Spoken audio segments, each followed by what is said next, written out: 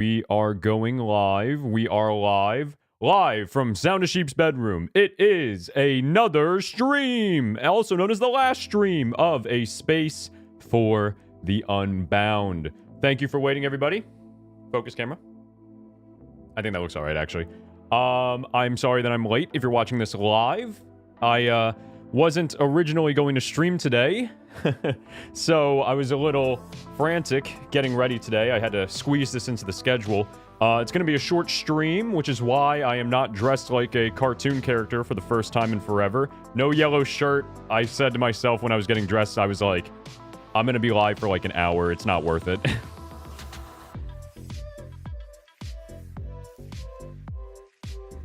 I'm just going to wear normal clothing. Why waste a good yellow shirt when I'm gonna be live for like 1 hour, not even? So we're just repping the normal clothing, and I hope you guys can excuse me, no yellow shirt.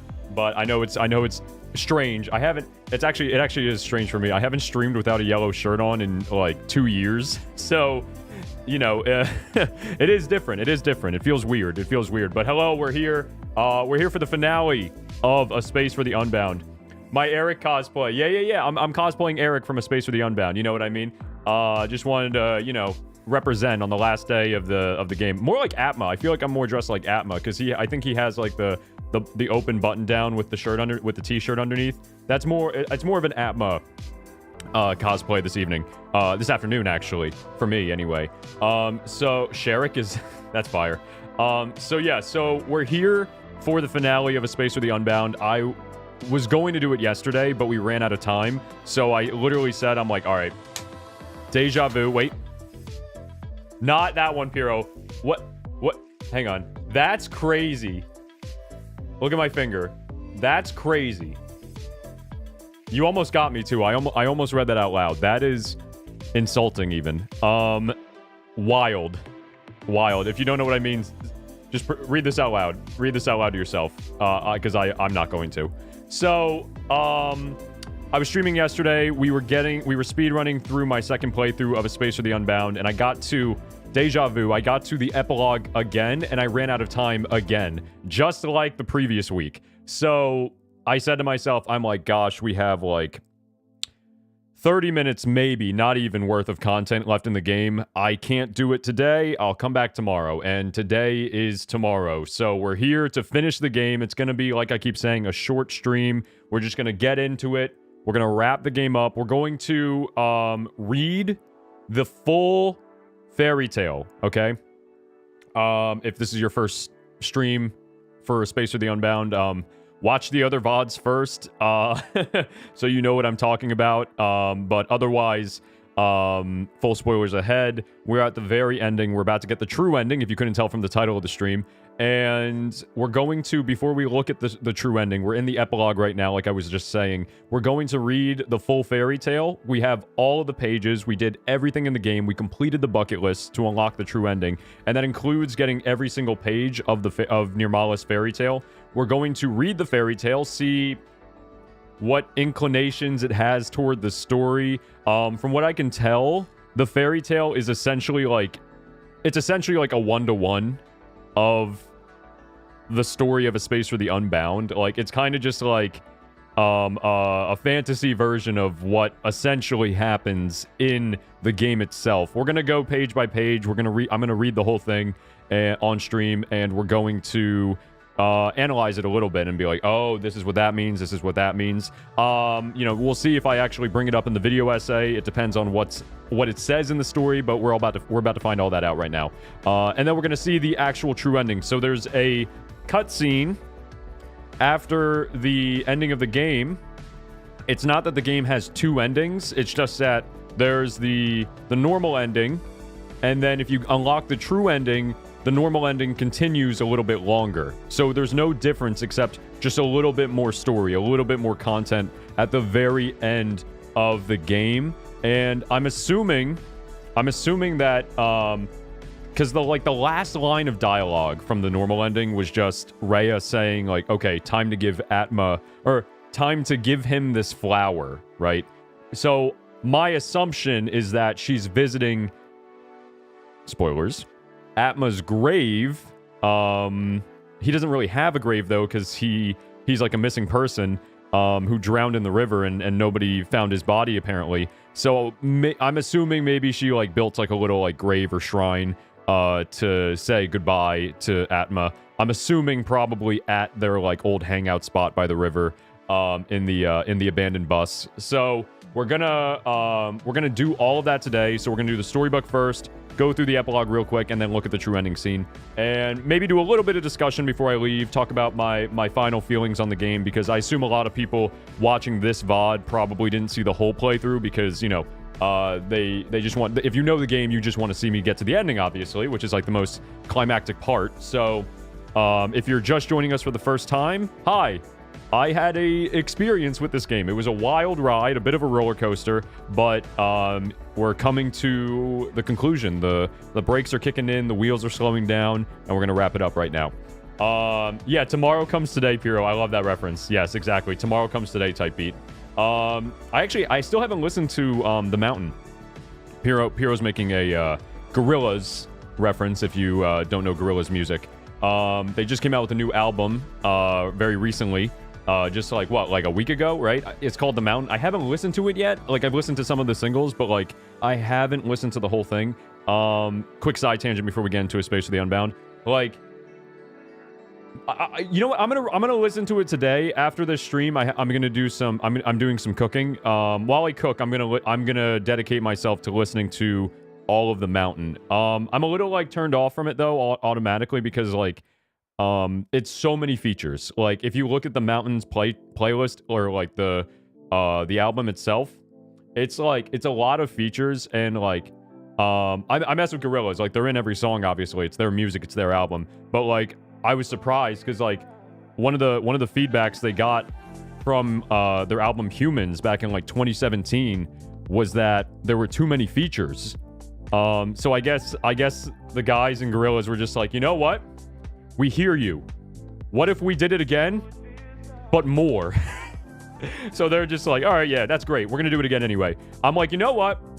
It's a power move, honestly. Shout out to Gorillaz for doing it anyway, because even though people were like, this is a lot of features, and they're like, yep, we'll do it again. I guess that's also what they did with Song Machine back in like 2020, 2021. That was like all features, but that was a great album. I loved Song Machine. So we're gonna see. Well, I will see how The Mountain is, but that's after stream. That's just a little side tangent about music. But yeah, haven't listened to it yet. Gonna listen to it, I guess, today.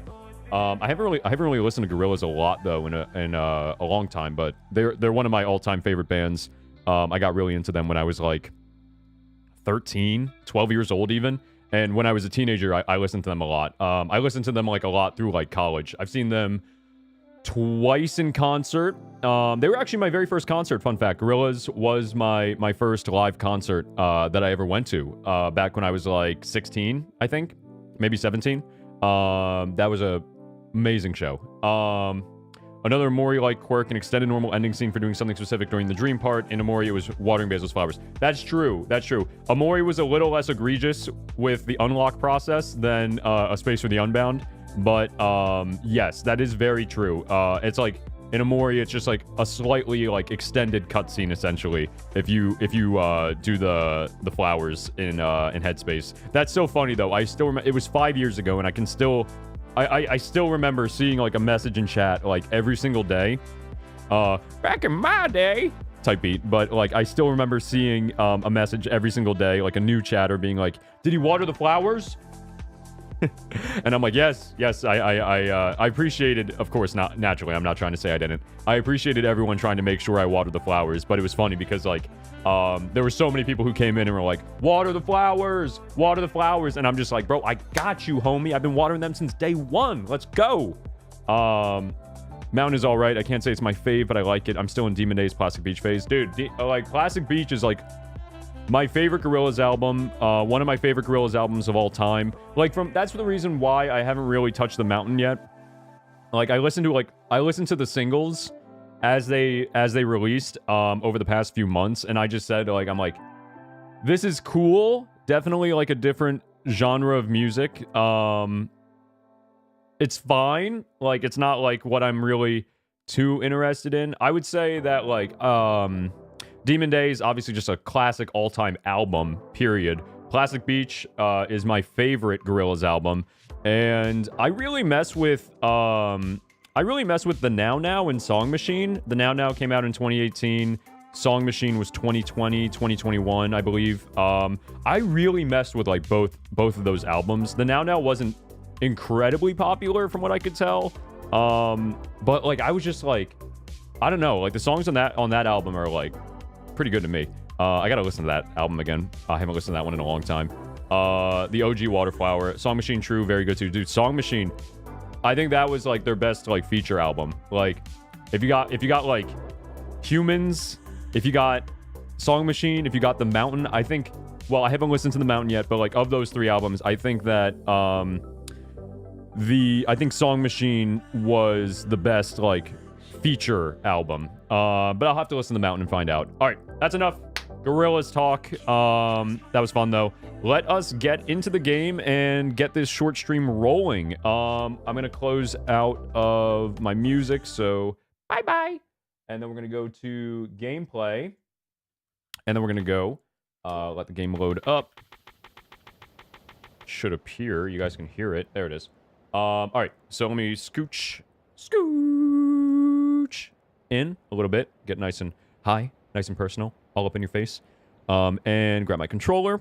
So let us get into the epilogue once again of A Space for the Unbound. And it's going to take us straight into the story. So let's just get right into the fairy tale that Nirmala and Atma wrote when they were, well, when Atma was still alive and Nirmala was a child.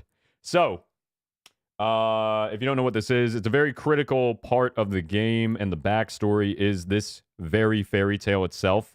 And we're going to find out what story Nirmala and Atma wrote when they were younger. All right, so kick back and enjoy. It's time for some narration. Actually, let me close the. We can look at the book again in a second. I just want to make sure there's some music in the background, so I'm not reading in silence for like 10 minutes. Shout out to the reading streams. This brings me back to my very first videos, my very first live streams on Twitch. I read books. I narrated books. I narrated The Secret Garden, Great Gatsby, Gulliver's Travels. Like, if you go back to the oldest videos on Sound of Sheep on this channel, you'll see like me reading some of the chapters, some of the books. I think it's just a few chapters of The Great Gatsby. That's all that's left. The rest is I never uploaded, I don't think, to YouTube.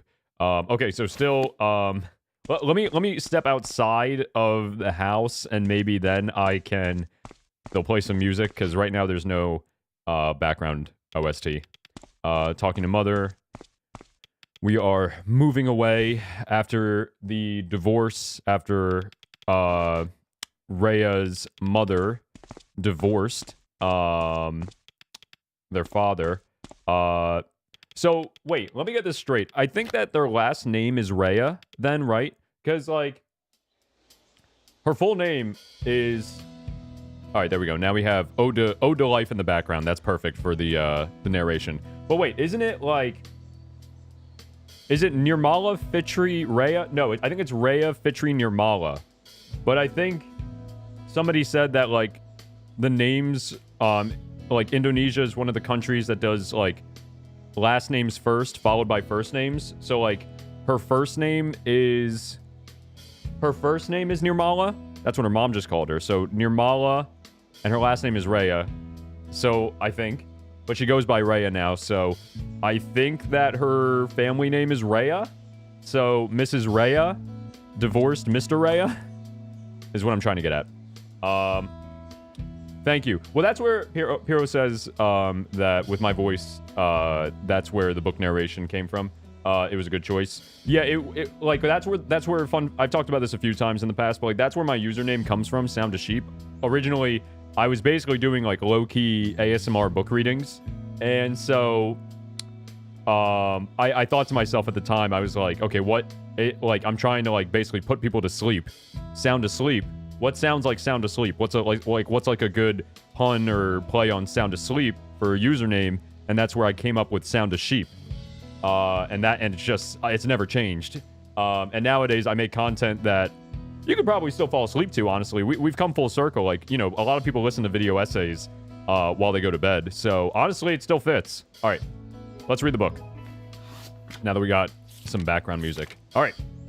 I know my face kind of cuts off the story. I'm sorry. I'm going to read the whole thing. So turn up the volume if you want to just listen and you can't see what's behind my face, behind the webcam. So, here we go. The fairy tale from the childhood. In the deepest, darkest corner of the galaxy, there lived a star princess. Hang on, let me turn down. I'm going to turn down the music just a little bit. Just a little bit.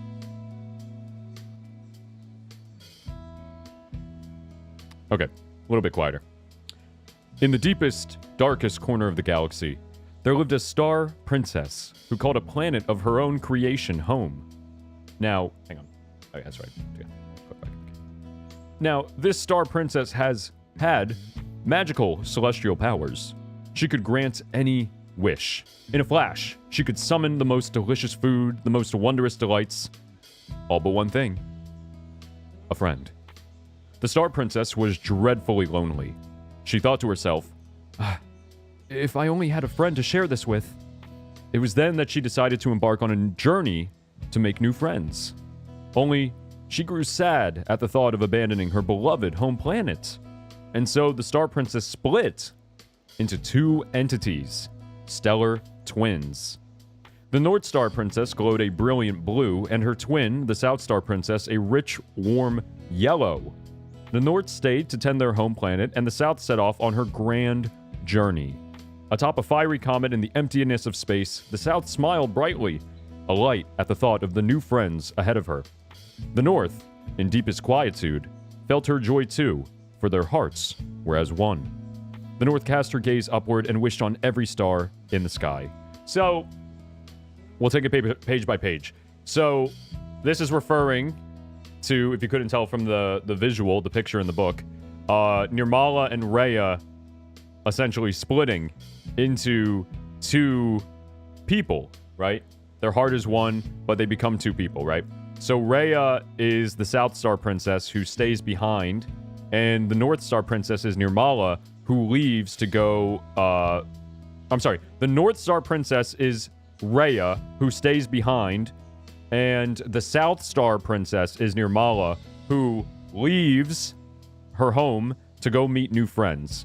I guess that's like kind of like referring to the way that Nirmala is like the happier version of the two. Well, I say of the two. They're the same person, right? They're two halves of the same person. But Nirmala is like the happier half, the one who has like more positive attitude, you know, from when Atma was still around and, you know, she had a friend.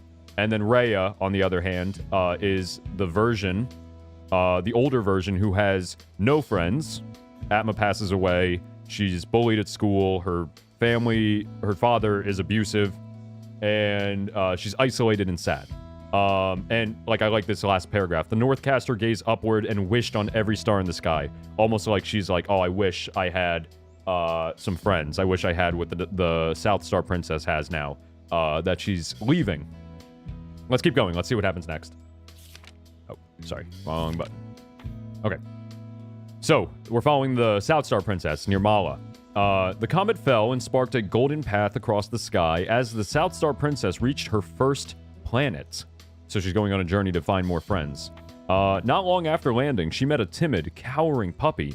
He whimpered and cried, afraid of his larger, rougher brethren. "Oh, you poor creature. I can feel that deep down you have a heart of gold," said the South. Promising the puppy her friendship, she waved her wand and cast a miracle, giving the puppy a magic hero's sword to imbue him with the strength and courage to defend himself. Suddenly, the puppy began to transform before the South's eyes. Where once there had been a cowering puppy, there now stood an arrogant were-dog. The princess' power was distorted, and the were-dog lashed out at all that stood in his way, even her. "I must leave this place. The were-dog is too dangerous." She rushed to the comet and began to leave the planet, all the while casting terrified glances over her shoulder. As she rose into the heavens, the South tried her best to swallow her fear. Far from her in body and thought, the North sat with the feeling alone. Okay. So, in this story, like I said, the South Star Princess and the North Star Princess share one heart because they're the same person. So, the North Star Princess, Rhea, feels everything that Nirmala feels, even though they are apart. Their heart is still one. So, this is referring to Eric, Nirmala's experience with Eric, who became her bully, even though he actually had a crush on her. And so like the timid, cowering puppy, that's Eric. When they first met, he whimpered and cried, afraid of his larger, rougher brethren.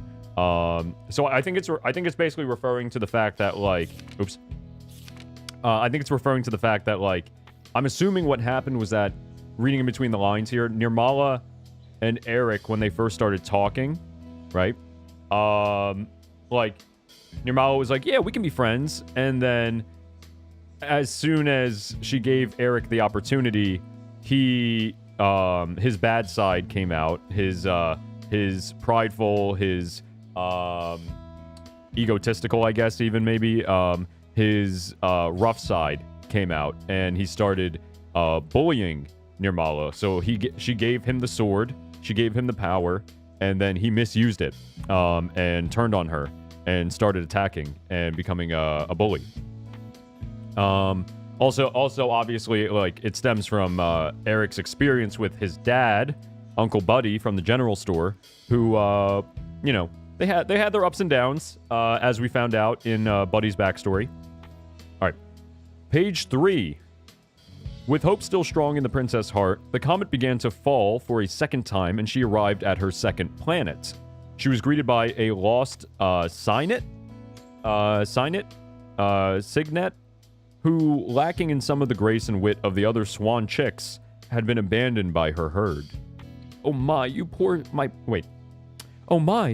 thing, how beautiful you are.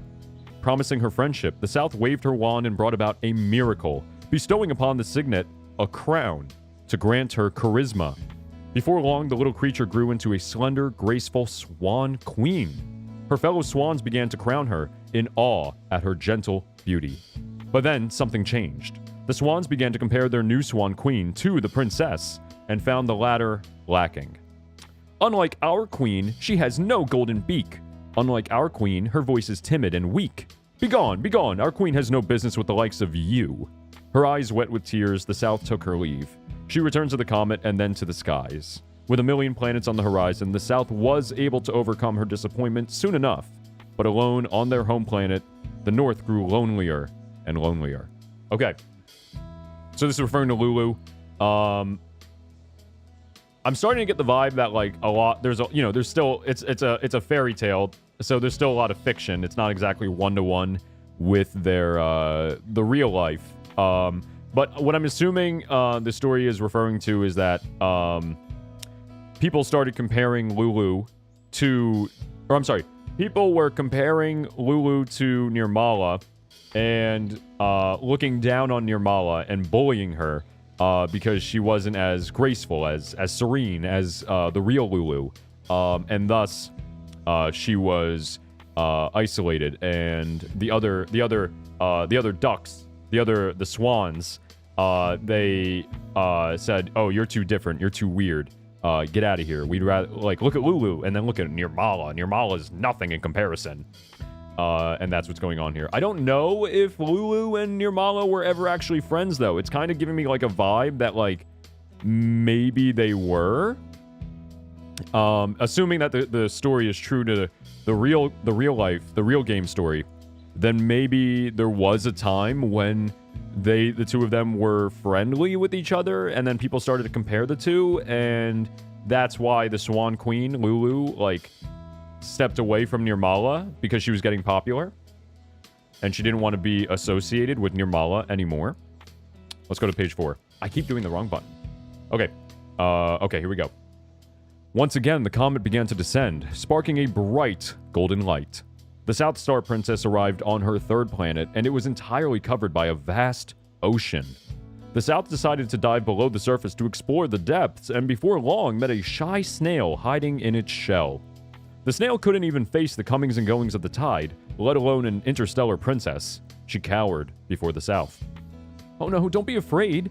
There are so many beautiful things to see out here," the princess assured her. With the promise of friendship, she waved her magic wand and cast her miracle, showing the snail all the wonders of the universe. Sparkling stars, fish with glimmering scales swimming in endless shoals, and colorful anemone as far as the eye could see. The snail was overwhelmed and finally came out of her shell. She was fascinated by the princess magic and asked how she herself might come to have such power. Oh, the magic wand. The South was flattered and decided to lend the snail her magic wand. Alas, the snail became so obsessed with spreading her magic that she left the South alone in the deepest, darkest part of the ocean. "Why did she leave me?" she cried. With the last of her strength, she swam to the surface and boarded her comet once more. As the surface faded from view, the South held back tears of joy for having made friends with her magic and of sadness for having lost them. The North, though, was adrift in an ocean of her own, and her tears fell unnoticed. Okay. So this is interesting. It's like, it's kind of implying to me that, because all of this is obviously, like I keep saying, a reflection of Nirmala's actual experience with people. It's kind of like, it feels like the backstory of Rhea, right? So Nirmala is still, let's say, in control, like the dominant personality of Rhea, right? Of their body. I don't think it's like a split personality disorder type of thing, but like the way that the game represents it, it is a split personality, right? But it's not like she's like split personality, like bouncing back between the two. You know what I mean? It's like there's just two versions of herself. Not even two versions. It's kind of just like Nirmala. Just quick side tangent. Nirmala's like the child version of Rhea, right? The old version, let's say, like the old you. It's like the old you from when you were a child, right? You're not the same person now, but and Rhea is like the modern version that grew out of the old version and said, I don't want to be you anymore. I'm gonna be someone else. And ultimately, that's what causes all of her misery. So this is like the backstory of that, right? Nirmala is going through her life, meeting new people and having bad experiences with them, unfortunately. And all the while, Rhea is developing under the surface, like something starting to arise inside of her. Like, you know, that's why it's saying like the North Star Princess wasn't there, but she was back home crying. Like, she was like, oh my god, like, this is so sad. I can't believe this. Meanwhile, Nirmala's trying to stay positive and, you know, keep going forward. This is actually, and this is like what happens in the real game too. Like, you know, she's, when she was a child, she still tries to keep like a positive attitude around Atma, but you can still tell she's having trouble at school, and it's because of her experiences with Eric, Lulu, Marin, and her father, and kind of her mother as well. So anyway, the page 4 here is clearly just like all about Marin and how they started to get along, and Nirmala, as we see in the game, Nirmala shows Marin all of these cool things and has these like fun play dates together, writing stories and drawing, but then Marin basically isolates herself from Nirmala after realizing Nirmala is like getting bullied. You know what I mean? Like, she doesn't, and Marin doesn't want to catch any flack. Marin doesn't want to catch any of that AoE damage, like I said. So she stops hanging out with Nirmala, and that makes Nirmala sad, obviously. Page 5. Oh my god. Wrong button again. All right. That's all the people. That's Eric, Lulu, and Marin. Let's see. I don't know where the rest of the story is going to go. Let's see. Again, the comet began to fall with its bright golden light. The South Star Princess arrived on her final planet. It was dark, a desolate desert. Foul winds grazed her cheeks, and the only light came from within her own body. Apparently, there was life on the planet, though. A single stray cat who witnessed the South's descent and was amazed by her glowing presence. It introduced itself, and the South smiled wearily. She asked if the stray had a wish that needed granting, for she had but one left to give.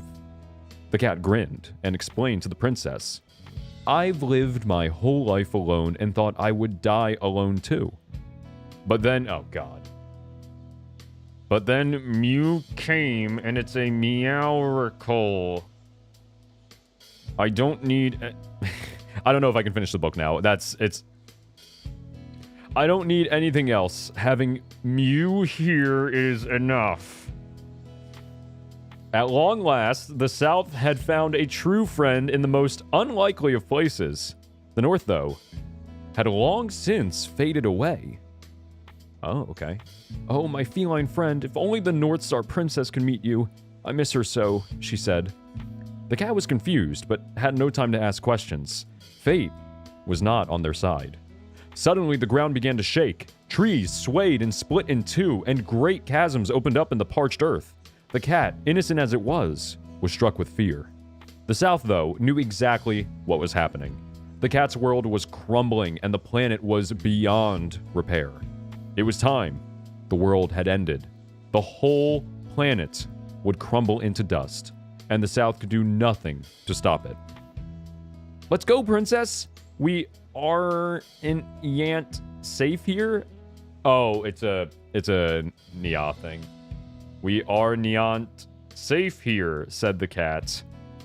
But the South couldn't move. Her power was depleting, and she knew her time was ending. All she had left was a single miracle. She looked... Shoot. I accidentally skipped the page. Okay, hang on. But the South couldn't move. Her power was depleting, and she knew her time was ending. All she had left was a single miracle. She looked deep into her friend's eyes, and what she saw told her all she needed to know. Okay, let's keep going. I want to see where this goes. It was a cold night. The South Star Princess was weak, and the cat was worried.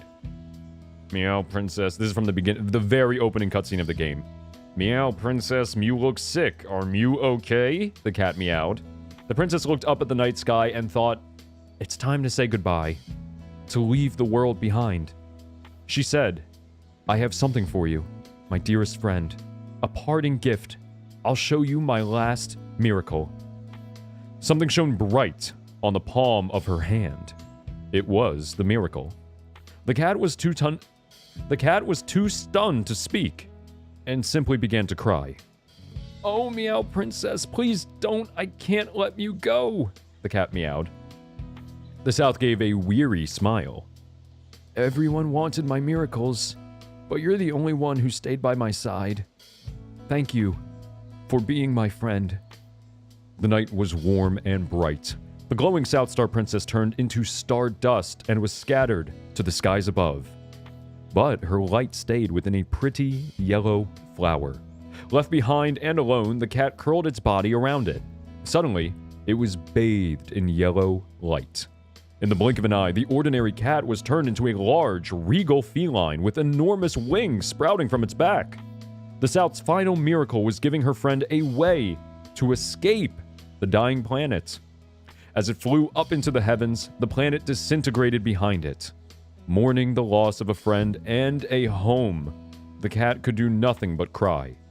The yellow flower, gripped tightly in its paws, began to pulse in harmony with a distant blue star.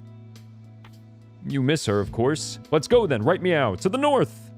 And so, the cat flapped its wings and began a new adventure. Okay. So, this, in comparison to the actual game story, the actual game plot, is when Nirmala and Rhea split apart for the first time, right? When Rhea was like, "I've had enough of being this loser," right? Essentially. Not to be too rude, but like, you know, she's like, I'm tired of being you and getting bullied. Like, I'm done. Like, literally, there's that scene on the bridge where Rhea pushes Nirmala out of her body and becomes two people, right? I think that that's referring... So these two pages, page 5 and 6, are referring to when that happens. When they split apart and Nirmala dies, right? And this is the part where, like... Essentially, like, Nirmala gets, like, snuffed out, right? And fades away. But she's still... A part of her is still there underneath the surface of the North Star Princess, also known as Rhea, right? And that's the Nirmala we encounter in the dream throughout the game. The one who's trying to, with Bosk, the cat with wings, the black cat with wings, trying to help Rhea realize what needs to happen, that she needs to change and accept and embrace her past and become someone new, because this is not working, right? So essentially in the story, Bosk is going to now try and take Nirmala to save, or to the North Star Princess, the blue North Star Princess, and hopefully save the day. I'm assuming that's where the story is going to go next, but let's find out. What is this image? What is that? The cat cut through the skies effortlessly, passing by planets and stars alike. After some time, he grew tired and decided to rest on an unassuming planet. There, it met an old frog sitting and eating cookies beside his bike. The two creatures greeted one another and they sat together to rest. The frog told the cat that he had spent so long searching for this bicycle for his son that he'd forgotten the way home. Houses are built and knocked down, and the streets never stay the same for long. I can't recognize anything, he croaked. At that, the yellow flower in the cat's paws began to glow, illuminating a path to a house at the foot of the mountain. The frog leaped with joy. My house! My house! It was here all along! They finished their snacks and parted ways with the promise that the cat would be showered in sweet treats, should he ever return. With his wings lighter and more powerful than before, the cat turned to the sky and continued his journey. Also, if it goes without saying, I didn't mention it, but number one, I have no idea what this page is referring to be honest. I think it's just part of the fairy tale, and that's kind of it. But I was going to mention that Bosk, in the story, the black cat with the wings, that's Bosk, who passed away when Nirmala was still a child. I think just from, like, old age, you know what I mean? But he was a real cat, so that's where Nirmala got the inspiration for Bosk, for the black cat with wings. And also, it's showing us that in the fairy tale as well, as in the real life, Bosk, the cat, was, like, Nirmala's only friend, you know what I mean?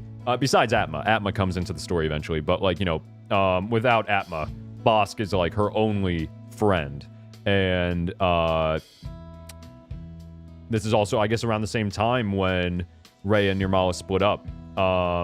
So I don't know when exactly in the timeline Bosk passed away.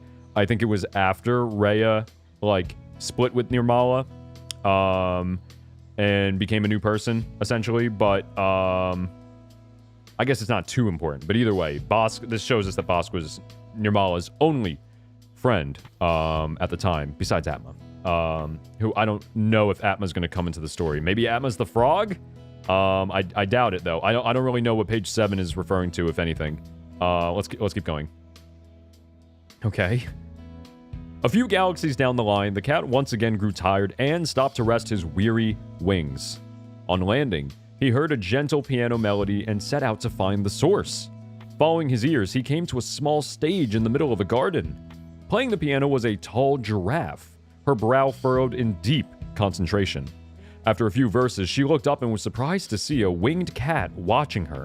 She invited him to play along with her, so he took up an instrument from the stage and began to accompany the melody. The giraffe explained that it had always been her dream to play in a great ensemble, but nobody ever wanted to join her.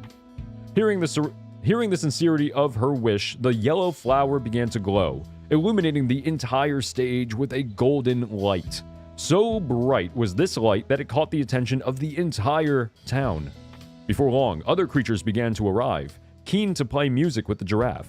The sounds of a dizzying array of instruments rang out around the garden: violin, drums, tambourines, and more. The lady giraffe was over the moon. Her dream had come true. But all songs must end, including this one. The cat had rested and was ready to take flight once more. Bidding the giraffe and her new companions farewell, the cat's wings beat faster and faster until it soared into the skies, one step closer to the big blue star. Okay, so this is referring to... Now I get it. This is like... not exactly things that actually happened in Rhea's life, but more so things that happen in her dream during the game. So, like, I'm pretty sure we got page 7 with the frog and the bike from the Yo Man Bubblegum side quest, where we are trying to get the bike, right? From the bubble wrapper contest, or whatever. And then this one, I'm assuming, is from helping the musicians, like the Ball Your Eyes Out side quest. That's probably where the music concert storyline is coming from. So I don't think this is referring anymore to really like things that happened in Rhea's life, more so things that just happened in the game and Nirmala wrote about as a kid. We're about to find out though if that's true. So let me take a drink of water. We're on page 9.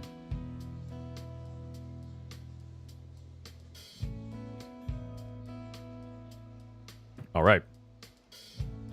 The cat's adventures were not always filled with tunes and treats. Further on its journey, it was hit by a passing asteroid and had to make an emergency landing at the closest planet. Luckily, it seemed to be a safe and calm place. The cat lay down to rest and recover. One of its wings was badly wounded, putting the entire journey in jeopardy. A tiger fighter passed by. Okay, this is the future fighter side quest. And offered to tend to the cat's wounds. Don't worry, kitten. I hate that I read that out loud. I've had much worse and I'm still kicking. The cat noticed that the tiger was covered in scars and asked how he had come to have them. The tiger explained that he was a martial artist and had been injured in the pursuit of wisdom and skill. The cat was amazed. How did Mew find the strength to keep going? He asked. The tiger answered, I never miss a meal. Apparently, the secret to endurance was regular rest, food, and good company. The two felines split... Actually, bars. The secret to endurance was regular rest, food, and good company. That's actually... yeah. Tiger is spitting facts here. The two felines split a meal, and before long, the cat began to feel his strength returning exactly as the tiger had said. Before long, he began to long to return to the skies, and so he bid his tiger companion farewell and took his leave. Okay. Page 10.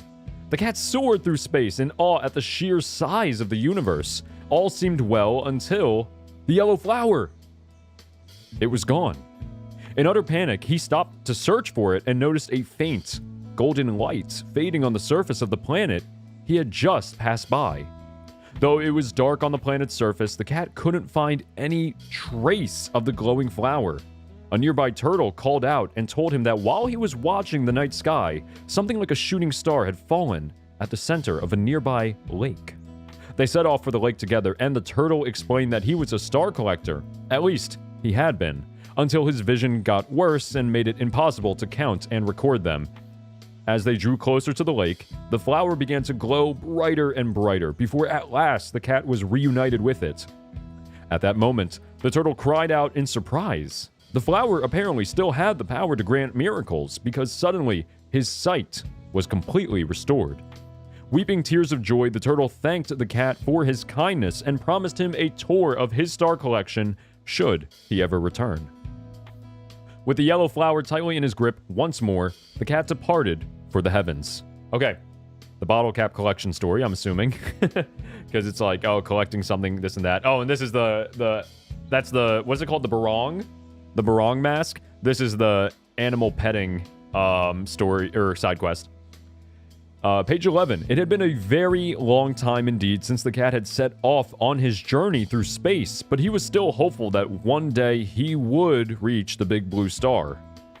Even when he was waylaid by a space storm, he simply landed somewhere and waited for it all to blow over. Little did he know that he had actually stumbled across the home of Barong, the king of all beasts. Barong was astounded by the cat's tenacity and asked why he was so sure he wanted to visit the blue star in the north if he had never even been there before. The cat explained the miracle that the South Star Princess had given him, and that he wanted to repay that kindness by visiting her sister and keeping her company. "There is indeed a lonely soul in the north, little cat. How thoughtful of you." At that moment, the clouds parted. The storm had passed. The golden glow from the flower in the cat's paw was met with a new light, rich and blue, from the heavens. The end was in sight. The cat turned to thank Barong, but the mysterious creature was already gone. More determined than ever, the cat flew off toward the blue light. Okay. All right. And the plot thickens. Page 12. We're almost out of the story. So let's see what happens at the conclusion. With countless stars and planets visited and numerous friends gained, the cat finally arrived on the big blue star. It followed the light and finally found the North Star Princess, alone and locked in a prison of her own creation. Getting super on the nose now. Drowned in a dreadful sadness, the North used the last of her power to create an impenetrable barricade. No, my princess, I came to see you. Please let me in." The cat tried anything it could think of in the hope that it could reunite the North with her sister's light and save her from solitude. But it was all for naught. The North was already spent. She remained in her little world, asleep for all eternity. Oh, snap. Just like the game. But wait, page 13, the finale. What happens? The cat howled, mourning the loss of yet another friend. At the heartbreaking sound, the flower began to glow brighter than ever. It became blinding, so bright that it split the very sky. Through the fissure, the cat was able to reach the north. The combination of his presence and the light of the flower caused her to wake from her slumber. "And who are you?" she asked the cat. "I am a friend of the South Star Princess, and you too." With that, he presented her with the yellow flower aglow with her sister's light. The petals instantly fanned out in bloom, revealing all of the memories the South had made on her travels. To the North's surprise, there were plenty of happy experiences mixed in with all the difficult ones. Fire paragraph right there. Fire paragraph. The South felt hope every time a new planet came into view, and her heart soared with promise every time she came upon new creatures. The North began to realize that her sister had never really abandoned her in the first place. Okay, wait, hang on. Let me read that one more time. The South felt hope every time a new planet came into view, and her heart soared with promise every time she came upon new creatures, referring to the hope Nirmala had trying to make new friends. The North began to realize that her sister had never really abandoned her in the first place. That hope had never really left Rhea, I suppose. That hope that maybe this time something good would happen, I suppose. That maybe this time it would work with new people, making new friends. She began to cry, but these were tears of relief, not sadness. Embracing all the memories, good and bad, the North held the flower close to her chest. The light grew brighter and brighter until at last their hearts met and they returned to one light. The Star Princess was whole again, with a friend by her side. The Star Princess gleams with new lights. With this light, she created another spaceship, a comet bigger than before, for the cat and her to explore the space together. It's said that if you cast your gaze upward on a dark, moonless night, you might see her and her winged friends soaring across the boundless expanse of space. Wow. A space for the Unbound. Mic drop. Nice little tongue-in-cheek reference at the end. Wow, that would actually be that's actually a fire like kids fairy tale. I'm not gonna lie. Nirmala was kind of cooking, dude. If Rhea ever comes back to this, she could be a published children's author. This was great. What a great little story. That was awesome. So, not like too many new revelations though for the story, like for the story at large. Like this was basically just like a one, from what I could tell, unless I missed something and somebody can correct me. Like this was essentially just like a 1-to-1 of the actual game events. So I don't think I need to touch on it in the video essay. If anything, it would get too convoluted to talk about the story at this point in the essay. I already know for a fact. I'll mention that they like wrote stories together, but I'm not gonna mention. I can't mention this. But like this was really cool to read and see the way that Nirmala saw it all coming as a child. She knew exactly what was gonna happen in her life. I wonder if Rhea like looks back on this story and like reads it and is like, this was my life, bro. I lived this. Like this was just, how did I know this was going to happen as a child? Like this is just like, it's a little eerie how like similar this is to the real world experience. I might have psychic abilities apparently. So I think the most fire paragraph though, where was it? It was the South felt hope every time a new planet came into view, and her heart soared with promise every time she came upon new creatures. And like I said, like Nirmala getting excited to try to meet new people. And then the North began to realize that her sister had never really abandoned her in the first place. So, in the beginning, magical powers, a friend. It was then that she decided to embark on a new journey to make friends. Only she grew sad at the thought of her abandoning her beloved home planet. Right, so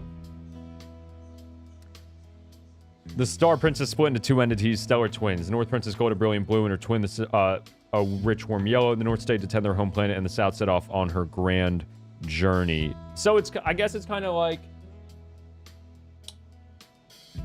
I guess if you want to get really like literal with it, like this is like Rhea, like the part of Nirmala that's like still stuck at home with her like abusive father, and has to deal with all that. And Nirmala, the South Star Princess, is like the version of her that like spends all that time outside of the house. Like in the prologue, you see like she really doesn't like going home, right? Obviously, because of her father. So you could argue that like the version, the North Star, the blue North Star Princess is the version of her that has to stay home and be home and like, you know, deal with her family. And the South Star Princess is the version of her that's like trying to like stay, like when she's not home, when she's like meeting people and making new friends and hanging out with like Atma and like her cat Bosk. Either way, like I said, I'm probably not going to touch on this in the essay, but because it would just be, you can make an essay about the fairy tale itself, and I'm not planning on doing that. So, but this was really cool to like look through it and like see how it's like, you know, so 1-to-1. And if I ever forget the plot, just read the fairy tale and you'll remember what happens in this game. It's nice they came together, they're one, they're together again. The South Star never abandoned. You can even see like the hair growth thing that happens to Rhea in the actual game, here in the drawing. And right, okay, so let's see. Just looking at this one more time. Wake her from her slumber. I'm a friend. Petals fanned out. There was plenty of happy experiences mixed in with that was fire too. To the North's surprise, there were plenty of happy experiences mixed in with all the difficult ones. Yeah, that's fire.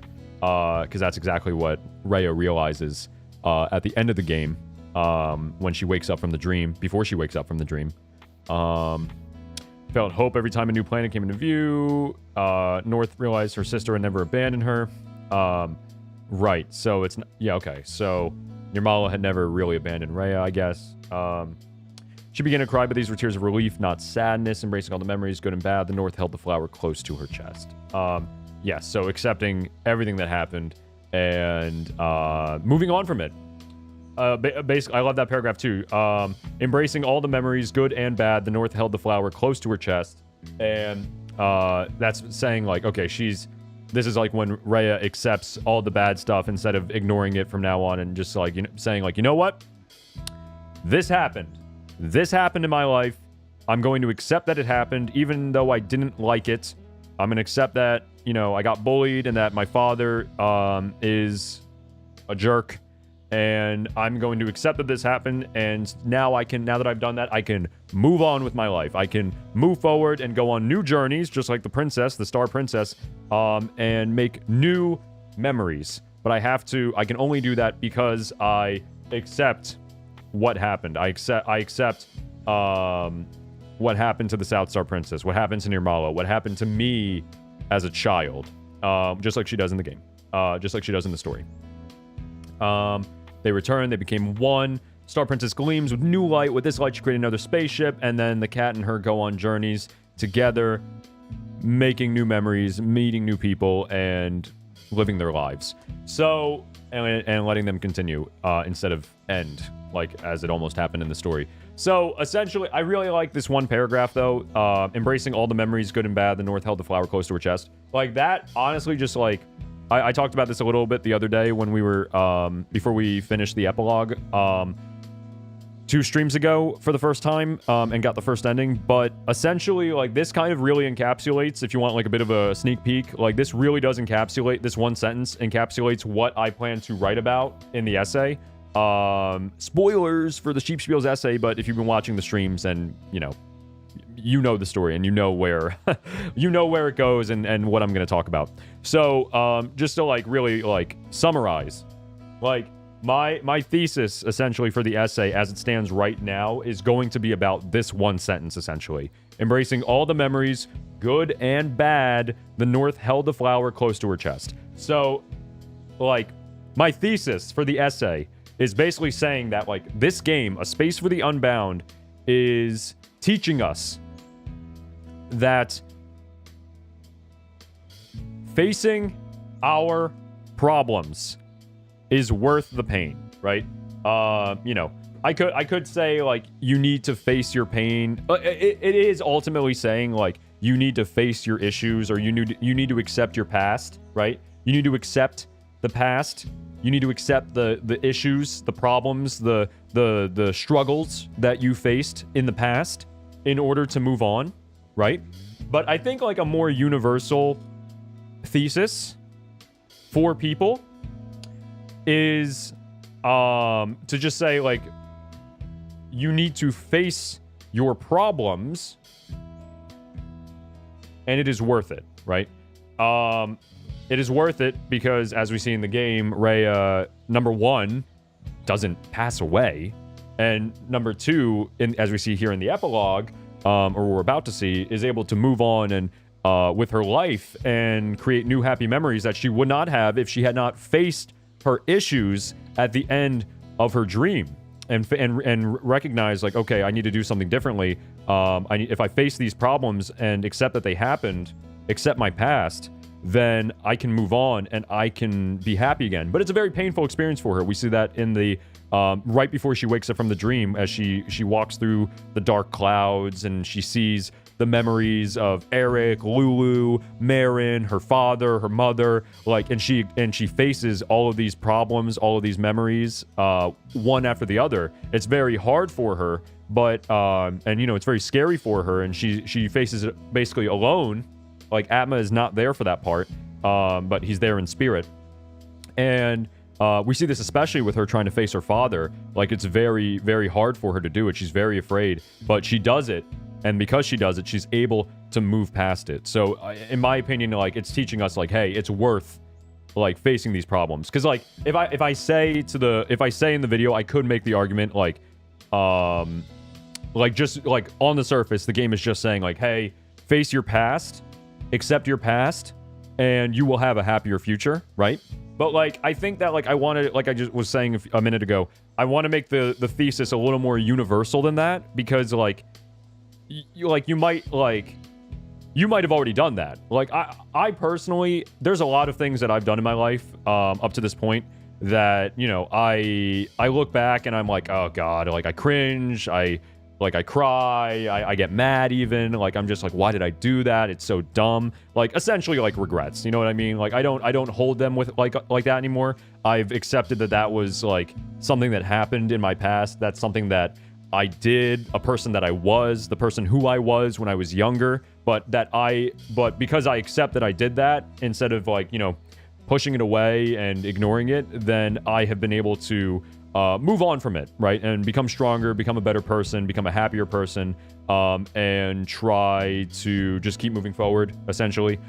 So, like Atma says to Rhea at the end of the game, at the end of the dream, I think that I've also, the only way I was able to do that was by like facing that, you know what I mean? Kind of like thinking to myself, reflecting on those experiences, those bad experiences in my life, and saying like, okay, this happened, I'm going to accept that this happened and learn from it. And as painful as it is to like reflect on this and like, you know, like acknowledge that this is who I was, or that this is something that I did, I'm going to choose to remember that. I'm not going to forget about it, right? I'm not going to delete it from my memory like Rhea tries to in the dream. I'm going to face that I did this, accept that I did that, and that's how I'm going to move on. That's how I'm enabling myself to move on with my life, right? And move forward and create new memories, find new joy, find new happiness, and essentially be a better person. So I think that, like, you know, instead of just saying like, okay, face your past, guys, because you might, like, if I'm watching the video, I'd be like, well, I feel like I already have. But like, essentially, I think that the game should ultimately just serve as a reminder to everyone, not just like, you know, face your past, of course, but like larger picture, like I keep saying, face your problems, face your issues, like whether it be in the past, the present, the future, face those issues, and it's going to be worth it. It's going to be worth it. Like that's what happens to Rhea, and in my experience, that's what's happened as well. And you know, it's not like it's like a reminder, like keep your eye out for this. Don't just say, oh yeah, this happened in the past, but I moved on from it, so you know, now I'm perfect. Now I have there's nothing is ever going to happen again that I need to worry about. It was all in my past. Like, you know, that's what happens with Rhea essentially, except for like her father. Like, well, it was all in, essentially she's like gripping with her past, but I think ultimately, like, it's just a reminder as well that like we need to you know,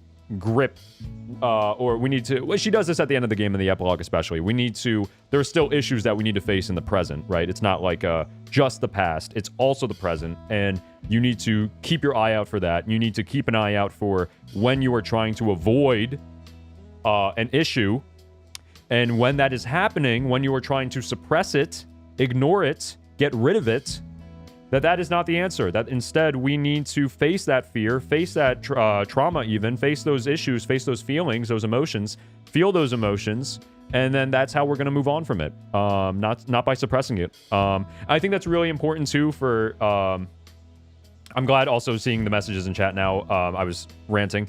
Piro says, "Yeah, that sounds about right." And Roland just came in. What's up, Roland? We're deep into the essay thesis territory. I'm just collecting my thoughts here at the end of the game, and I'm glad I'm saying this on camera so I can I don't have to write it down. I can just rewatch this part of the VOD when the time comes, so I remember like, oh yeah, I did say that. That is what the game is about. That's right. When I start writing the essay next week. But to wrap up that thought, yes, face the issue. It's worth the pain. It is worth doing. It is worth going through that experience. And I think this is very important for people on the internet to hear. Not saying everyone on the internet is like this, but you know, it is a very common thing for people on like, you know, the internet, playing video games, watching YouTube, using TikTok, like you name it, like anything on the internet, to suppress their emotions, right?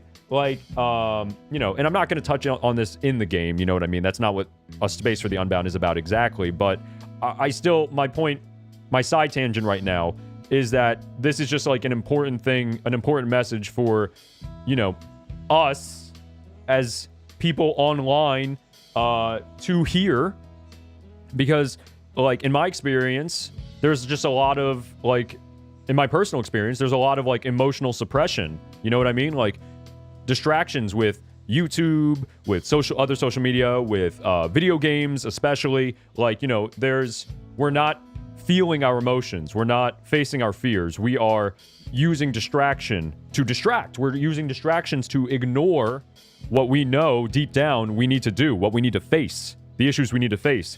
And we just try to get like, you know, a little bit of that dopamine to hit instead of doing that work.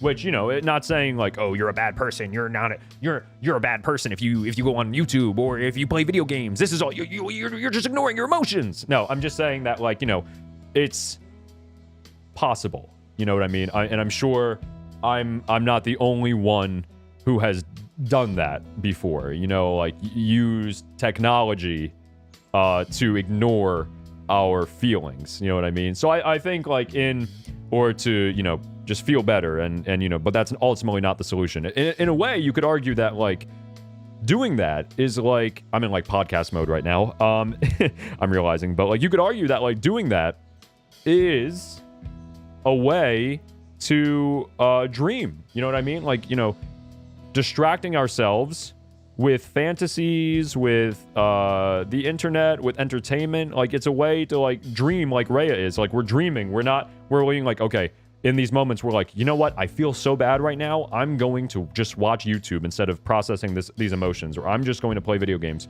until I feel better. Like that's in a sense like you creating your own dream in that moment, being like Rhea does. Like I'm building a wall around these emotions, right? So I don't have to face them.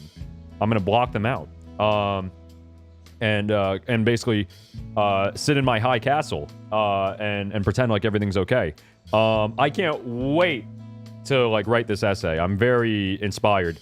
And I'm gonna also mention really quickly that what was that last thing I wanted to mention? There was something else on this topic that I didn't want to forget. Hang on. Give me a second. 1 second. Just a second to think. Don't want to ignore the emotions. We want to feel them. Oh yeah, so I'm not going to mention that per se. I'm not going to be like, now you as an internet person, you need to face your fears. You need to face your trauma. You need to face your past, your issues. Deal with these things. But like, I might say like, there's probably going to be a line in the essay where I'm like, hey, don't suppress this. You know what I mean? The message here is to not suppress these emotions, not ignore them, not distract ourselves from the emotions and pretend like everything is okay. I'm not gonna say stop playing video games and like, you know, go to therapy, but like I'm gonna say like, hey, don't ignore this. You know what I mean? Feel those feelings and face those feelings as hard as that is, because I know it's so painful. It's so painful. But like I said, it's worth it. So ultimately, the thesis at the end of the day is going to be and explore that thesis through Rhea's story is going to be, hey, it is worth, or I'm sorry, facing our problems is worth the pain. That's probably literally the thesis right there. Facing our problems is worth the pain. And or maybe along the lines of saying we need to face our problems is so basic. I wouldn't say that. I can't say we need to face our problems. Duh. I think facing our problems is worth the pain is a better thesis. Just a band-aid won't ultimately heal a deep wound, but will give you a bit more time to deal with it. But you can't keep band-aiding at some point. Got to get proper treatment. Yes. Entertainment, distraction, what have you. You know what I mean? Whatever your vice is. Drugs, alcohol, gaming, you name it. You know what I mean? Whatever your social media, whatever your vice is, whatever your band-aid solution is to your issues is just that. Just a band-aid. You need to get proper treatment. Whether that be therapy or just personal work, independent work, both are very effective in my experience. All right, so all that theorizing aside, at the end of the day, at the end of the game, let us finish the actual game itself. So we are here to not only read the story, we are here to look at the true ending of the game. We're going to ignore all of these people who we should probably talk to. Rhea really just ignoring any and all people on her last day here in Loca. She's just ignoring Marin, ignoring Eric, ignoring Lulu. We're just going to go straight to the bridge and trigger the credit scene. I'm glad that the game is not forcing me to talk to them again, even though I feel like it should, but in this case, great. Just go. But we got to talk to the Doomsayer, of course, naturally. Let's talk to the Doomsayer. All right, great. Thank you, Doomsayer.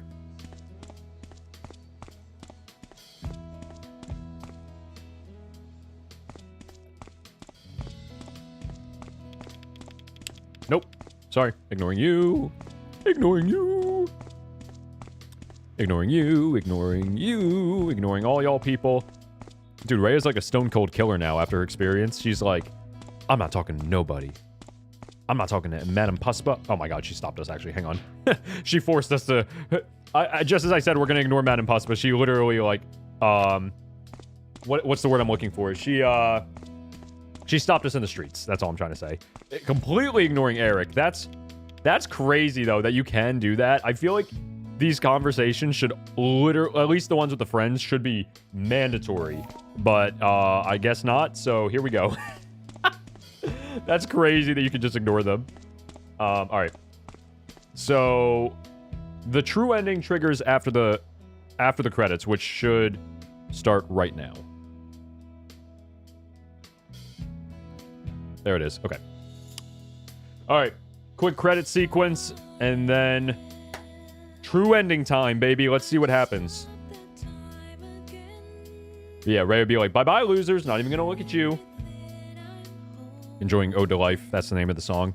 Also known as Atma's theme. Fun fact. Yeah, no, really, Rhea is a stone cold killer. She, like, after her experience, she's like, I don't need none of y'all. I'm not gonna even bother. I'm not even gonna waste the time. I ain't even gonna give you the breath. The time of day. Not even a blink. Kinda alpha. No, I'm playing. We gotta be more like Rhea. Stone cold killers. That's the key to success, obviously. Alright. So, let's see. Yeah, but only a few more minutes left in stream after Ode to Life. We'll see the true ending, see what happens, and then we will wrap it up for today and wrap it up for the playthrough of Space for the Unbound. I guess this kind of worked out that yesterday I couldn't... I'm just talking over the song in case I get copyright struck, by the way, to avoid that. So I was going to say that, even though I don't think it's copyrighted, but I was not going to take a chance. So I was going to say that, like, it kind of worked out for me that I didn't finish the playthrough yesterday when, like, I planned, because now we just have a little hour-long, concise stream for analysis, for the fairy tale, and for the true ending. So if anybody just wants to skip to the ending, this is the stream to watch. So if you're watching the VOD in the future and you did that, I know you, bro. I saw you. I'm looking into your heart, bro. I saw into the future, and I knew you would do this. So you're welcome. But yeah, no, I did plan to finish the game yesterday, but as we now know, that didn't pan out the way I hoped.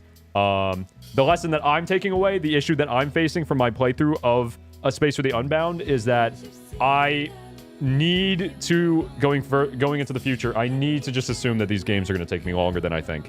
Like, I saw 12 hours on how long to beat, and I was like, all right, I think I can do it. I'm a pro at this point, pro streamer. And lo and behold, the playthrough took me, I think, closer to like 22 hours between the true ending and the original playthrough. So the original playthrough took me 14 hours. So, well, maybe not 14 hours per se, because I had the game running in the background. So, you know, the number's a little off. But either way, it took me longer than I thought. So, gotta remember that for next time. Got to remember that for next time, for the next game, which should hopefully be in about 2 months. I'm going to try my best to work on this essay as fast as possible, but, you know, realistically, I'm hoping to be back in May. It is March right now, beginning of March, so hopefully by May we are here. All right, speaking of we are here, let's do it. True ending time. Okay. Here we go. Well... enough daydreaming. It's time to give him this flower. This is where the normal ending, the game normally ends. Time to continue my journey. Just a little more before nightfall. Here we go. Here we go. What happens next? All right.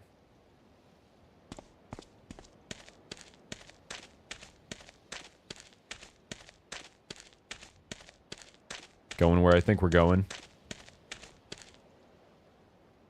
What's ahead? Oh. Oh. The authorities finally cleared up the abandoned train car. That was a train car. Okay. It wasn't a bus. Thought it was a train car at first. Alright. That's too bad. Interesting. Okay, so I'm assuming this is where the train car was, and they just got rid of it. But she hasn't been here in a long time. The authorities got rid of it. So their old hideout is 86th. It's all gone. And there's the dock where it all went down.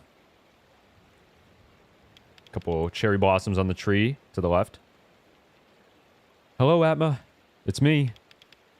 I know. I've changed. I'm not afraid to write anymore.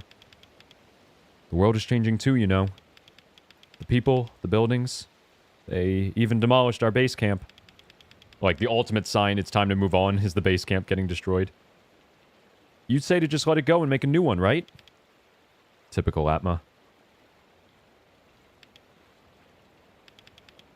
The whole town has changed so much, and yet, my memories of you stay the same. Poem, bars. Abandoning your past, and 8% speedrun. What's up, Muji? You're just in time for the end. Always cheering me up with that smile of yours whenever I'm down. Ooh. Ah. The notebook and a collection of something. I didn't really see it. But I'm okay now. I'm moving forward. Not as strong as I'd like to be, but it gets better every day.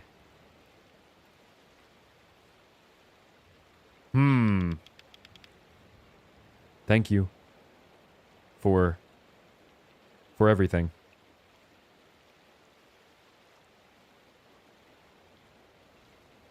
Oh, it's a little bouquet. Oh, okay. And the notebook.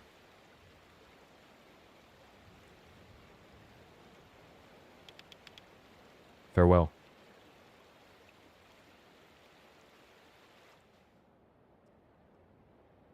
All right. And that's it. That's the true ending. That's the true ending. Rhea bids farewell to Atma and lets him go finally and is beginning to move on. I kind of already got that vibe from the ending of the game, the normal ending, but now we just saw it confirmed. A nice little wholesome bow on the story, a little wholesome ribbon to tie it all up and show us that Rhea is doing her best to move on from the past, from her time with Atma, and, you know, not forget him, but, like, you know, say goodbye one last time. And brought a little bouquet to the spot where he passed away. Very, very touching way to end the game. I love it. Definitely going to use that clip in the essay. Talk maybe a little bit about it at the very end. Yeah, that'll be a good note to end the essay. You know, I don't know if you've watched the Sheep Spiel's essays, then you know I like to do like a nice dramatic climactic ending, and then, you know, like the music gets a little bit louder, and I let the gameplay play a little bit on screen, and then it fades out, and then I start doing my outro where I thank you for watching. That'll probably most likely what we just saw will be the scene. I don't know. I mean, I'll figure this out as I write, but I kind of want to end the essay on the dream. You know what I mean? Like, I feel like it's gonna be like on the dream ending and her waking up in the hospital. Like, it's tough. I mean, it all comes back to Amori. I know, right? It always does. Reminds me of the flowers growing at the end of the stump in Amori. Yep. Yep. Of course it does. It all comes back to Amori. I have my, I've talked about this before, my Amori poster that used to sit behind me when I streamed in my, my mom's house, is right there on the wall where my arm is pointing. That's right there behind my light. Anyway, I don't know. I'll have to write and see where the essay actually ends. I feel like with the dream ending and her waking up, Nirmala, like Rhea waking up in the hospital is a really like great scene and a real like that's the climax of that's the end of chapter 5, I should say. That's such a great moment in the game. Like that would be so fire to like end the essay on that screen, on that scene. Like the epilogue is definitely like cute. Like, I do mess with the epilogue heavy, but I also don't feel like I need to touch the epilogue, right? Like, interestingly enough, I don't feel like I need to argue the point of the game. I feel like, because, like, essentially the video is going to end with me saying, like, Rhea's ready to move on. Rhea's facing her fears. She's acknowledging her past, and now it's time to move forward with her life. She wakes up to this new day, something along those lines, of course, something dramatic and climactic. And then thank you for watching the video. That would be kind of fire though. Like right when she like opens her eyes, she's in the bedroom or she's in the hospital room, and her mom is standing next to the bed. That would be such a fire. I'm spitballing right now. Who knows what'll happen? Only time will tell. But that would be like chef's kiss, like perfect like scene for the conclusion of the video. And besides, like the epilogue, like it's just showing that she's moving on, right? I don't know how much I need to like touch on it. Even the true ending, I don't know if I need to really get into the weeds of that. You know, honestly, I think the game could have ended. Well, this is what Amori does. And you know, I think that like it works. I think the game honestly could have ended at the end of chapter 5. Like, I don't think the epilogue is necessary, because it's kind of like, I mean, it does show that that Rhea actually did face these fears like IRL and not just in the dream. So that's kind of cathartic. That's nice, but that feels good. But like, I don't know. Maybe if you wanted to shorten the game just a little bit, I think the epilogue wasn't necessary. It's cool, but like I don't know if I even need to. I don't think I'm gonna touch on it in the essay. Yeah, it's all Amori. It was actually, these are the same devs as Amori. Who would have guessed? It's actually Omocat this entire time. Pull back the curtain. The Wizard of Oz. It's Omocat pulling the strings once again. Always has been. It would be pretty fire, right? To end the essay with Nirmala with Rhea waking up from the dream in the hospital. That is such like a great moment. I was like, God, the game could have ended like right there. But like I keep saying, the epilogue was cool. So probably not going to touch on the epilogue. We'll see. It also depends on the length of the video. But like, I mean, we'll see. It depends on. I could end it on the epilogue. I don't know. I'm just spitballing right now. Only time will tell. I got to write the essay. This isn't going to get me anywhere. But guys, speaking of get anywhere, this is the end of the stream. I am going to go now and move on with the rest of my day and my life. And I hope you do the same thing. I hope you enjoyed A Space for the Unbound. I hope you enjoyed this experience. Thank you for watching me play through the game and joining me for this journey. I'm very excited, like I keep saying, to write the essay about this game, about the story, and analyze it for y'all. And like, if you want a preview of what I was talking about, go back a little bit. I talked for like 20 minutes about what I think the game is about, and as well as my thesis. If you're watching this in the future, like, you know, maybe like hopefully within 2 months, the essay will be ready. So if you're watching this down the line, check out Sheep Spiels, and maybe the Space for the Unbound essay is there and ready for your viewing pleasure. It's going to be fire. I hope, and I honestly think it's going to be my best essay yet. Big words, big, you know, putting my foot in my mouth, I know. But, like, I have so many ideas. I think the thumbnail is going to be incredible. I have, like, 3 different ideas. I'm going to do some testing on the Discord and look for some feedback on which thumbnail works best.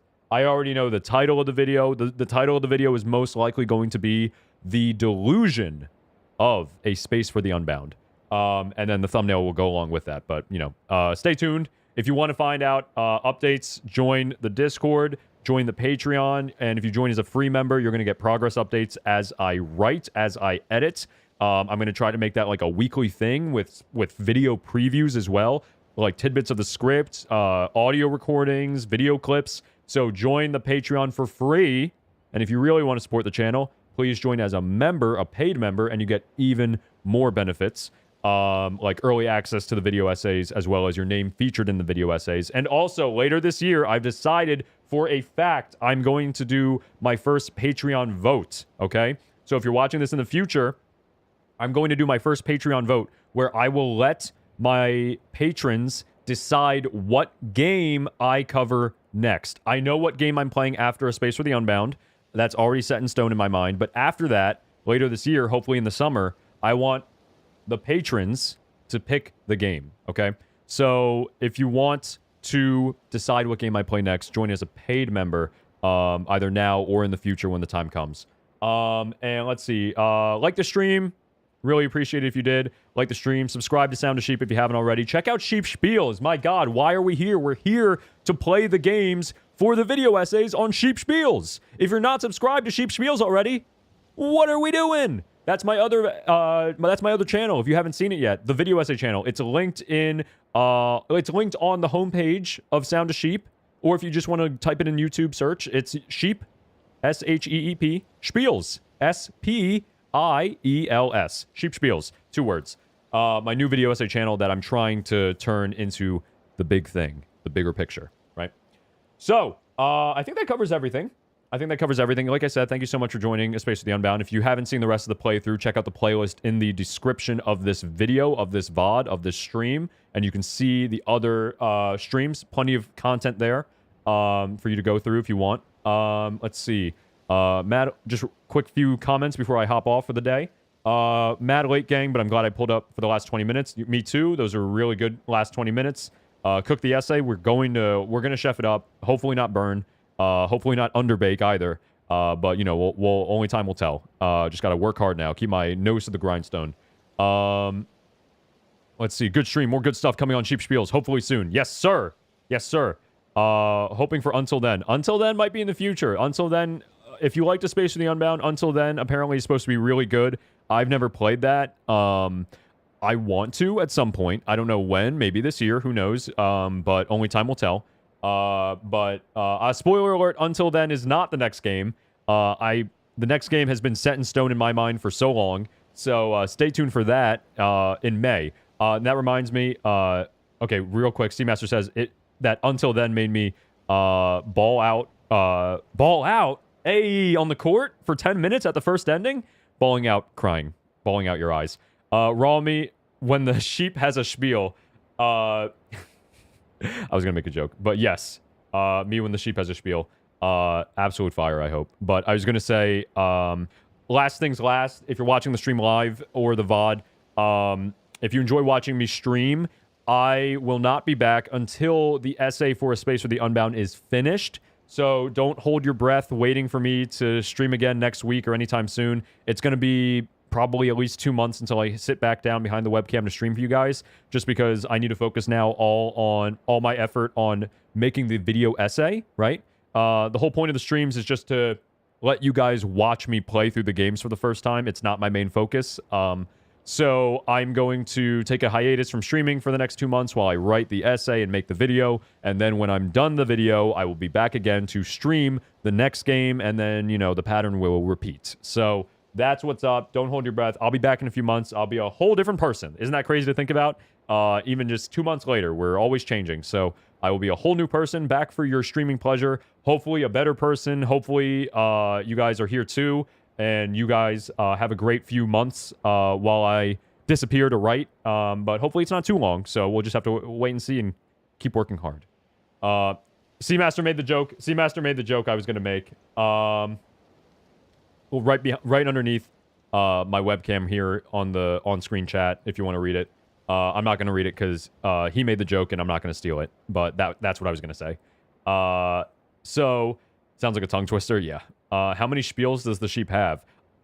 They're going to keep coming. As long as the video games keep coming, the spiels are going to keep coming as well. How much spiels could a sheep could say if a sheep could say a spiel? Fire. Fire. Those are beautiful words to end the stream on. Thank you so much, everyone, for being here. I hope you have a great rest of your morning, evening, afternoon, or night. I know I will. And I'll see you on the other side with a video essay for A Space for the Unbound. In the meantime, I hope to talk to you soon. And for today, this is Sound of sheep. Signing off.